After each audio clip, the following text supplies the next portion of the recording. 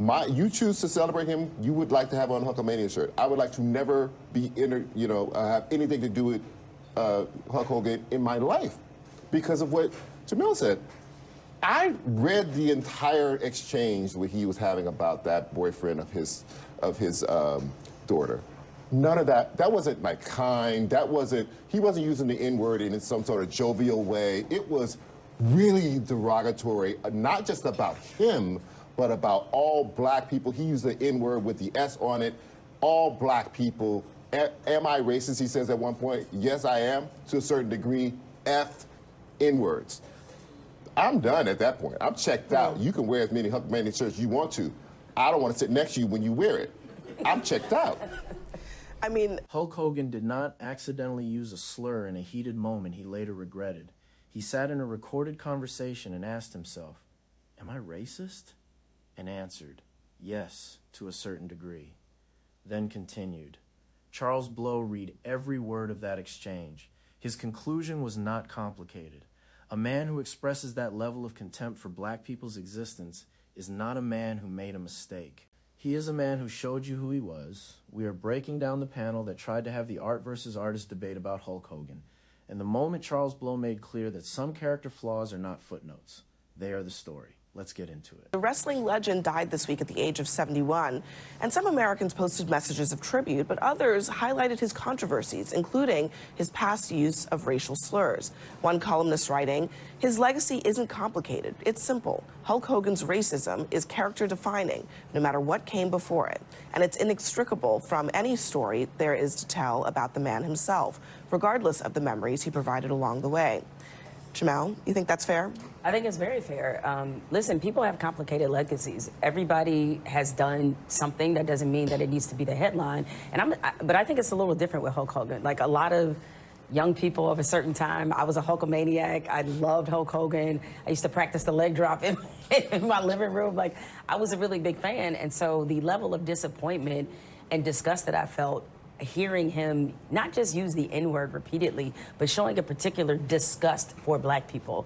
I think it's fair to bring that up. It's fair that there are certain people that look at him dying and say, well, wait a minute. It's kind of like when the Queen died. There were a lot of people who brought up, you know, sort of what was her role in the colonization of Africa. And I think that's fair. Like, we can't look at these legacies and feel like just because somebody's died that we're obligated to only remember the positive things. Sometimes they do character-defining things in the process of that legacy that deserve examination, scrutiny, and if some people prefer not to remember him fondly, I think it's their right. Yes, okay, so if you're not familiar with some of these controversies, here are a few of them. He apologized for a racial slur after the WWE dropped him from his contract. He had a race rant over his daughter dating a black man. Jesse Ventura said that Hulk Hogan ratted him out when he tried to unionize wrestling, and Hulk Hogan proves Trump world can't resist attacking Kamala Harris's racial identity. I can't believe I missed the one opportunity in my life to have a Hulkamania shirt underneath this and tear it off at this very moment right now. But that said, you know, we all have things that we regret. That's universal, I think, to humanity. I think it is worth noting that his apology, and again, you know, you don't know how sincere it was. I wasn't there when he wrote it. But his apology was sincere in the sense that he took ownership of the things he said. So I think that is sort of something worth noting as we're talking about his legacy and whether he's worth remembering. I remember him as a kid growing up in the 80s, always having a positive message, always having, you know, great positive vibes for children and young adults. So I'm going to celebrate his legacy. I understand why people don't, but I do think it's important to remember that this is someone who took that step of taking ownership of the bad things he did. I guess he didn't really have much of a choice, right, because some of it was in part of that lawsuit. Money. Yeah. But here's the thing about apologies and taking accountability. You do that for yourself. I don't have to accept it. You have to do it for you because you need to get that out of your spirit. That's the same way of like trying to kind of erase this from our memories. I don't have to do that.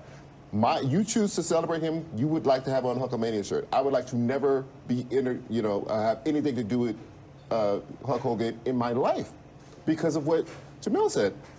I read the entire exchange that he was having about that boyfriend of his daughter.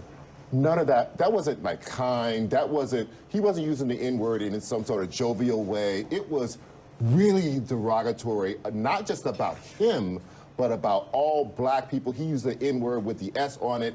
All black people. Am I racist, he says at one point? Yes, I am, to a certain degree. F N-words. I'm done at that point. I'm checked out. You can wear as many Hulkamania shirts you want to. I don't want to sit next to you when you wear it. I'm checked out. I mean, let's start with what was actually in that recording, because the conservative panelists' argument about accountability and apology requires knowing what the apology was for. Hogan did not use a slur once in a careless moment. He used it repeatedly. He expressed specific disgust at the idea of his daughter dating a black man. He extended that disgust to black people broadly. He asked himself whether he was racist and answered yes, to a certain degree, before continuing. That is not a slip. That is a window. It is the kind of private candor that reveals what exists underneath the public persona that performed positivity for decades. The character Hulk Hogan told kids to train, say their prayers, and take their vitamins. Terry Bollea told a recording that black people, in his words, were not people he wanted in his life or his family. The conservative panelists argued that Hogan took accountability through his apology and that humans are complex.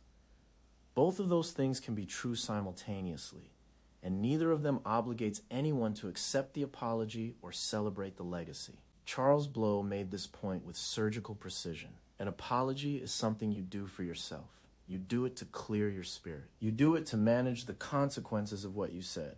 The person you harmed, or in this case, the community you expressed contempt for, has no obligation whatsoever to receive it, validate it, or allow it to function as a reset button on how they remember you.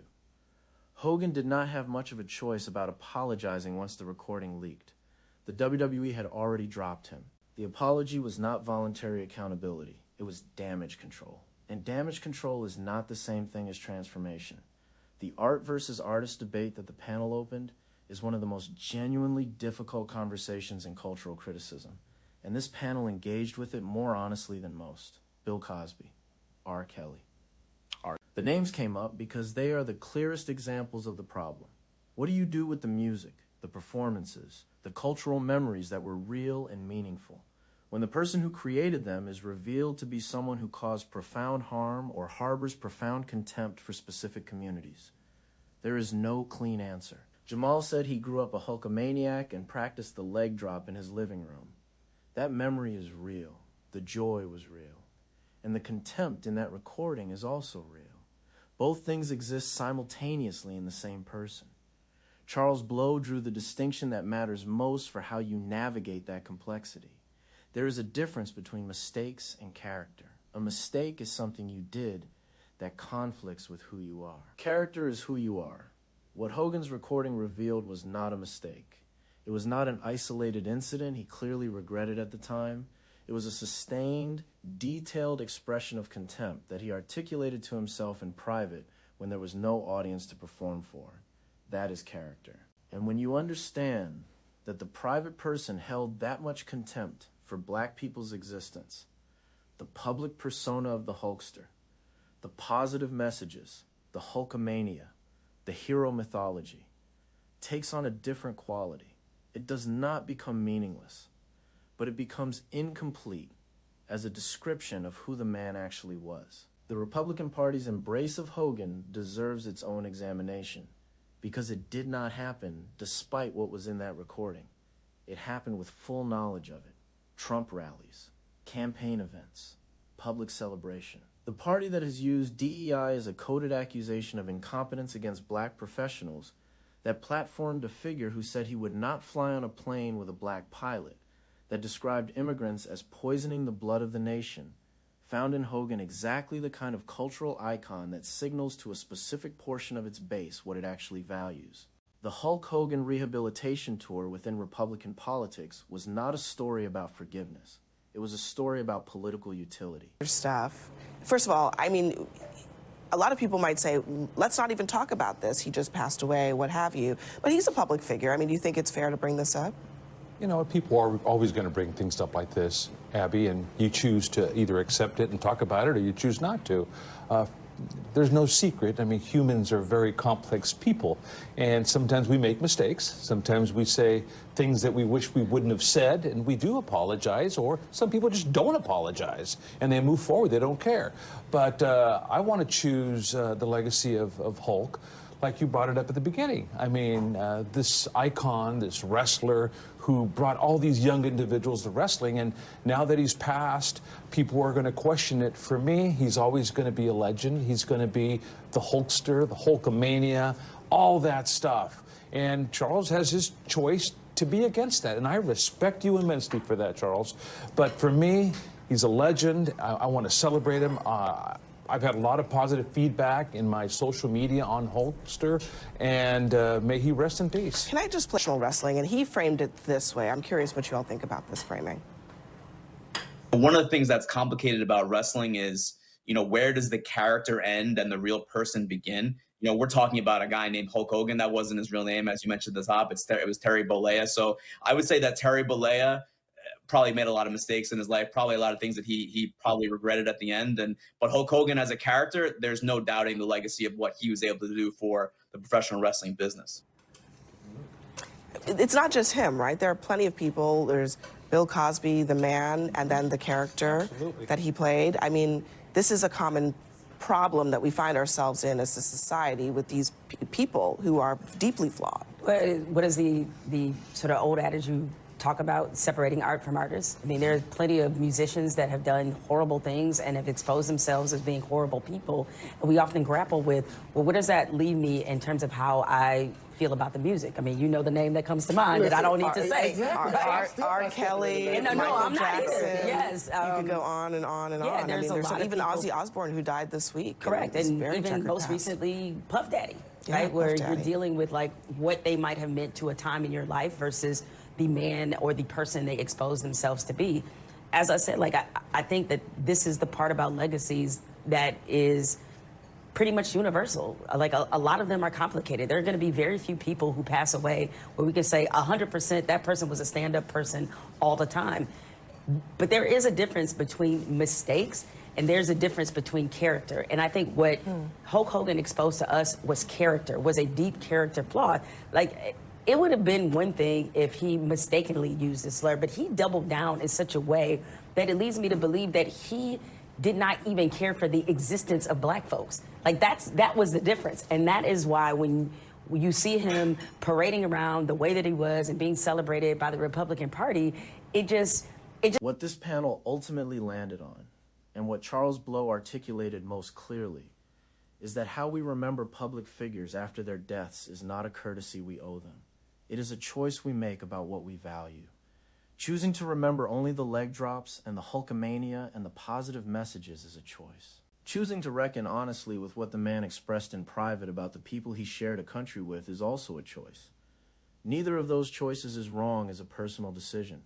What is wrong is insisting that other people, particularly the people he expressed contempt for, are obligated to make the first choice. Charles Blow said he is checked out. He does not want to sit next to someone wearing that merchandise. That is not bitterness. That is a reasonable response from a person who read the full exchange and understood what it revealed. An apology that you did not want to give, extracted by public consequence, does not demand acceptance from the people it was meant to address. The rules of who gets to decide how a legacy is remembered belong to everyone, including the people that legacy expressed contempt for. And they get to reach their own conclusions without being told they owe the dead the generosity the dead did not extend to them while living. Leave your thoughts in the comments. Do you think the art versus artist framework holds up when the harm is not just personal conduct, but express contempt for an entire community?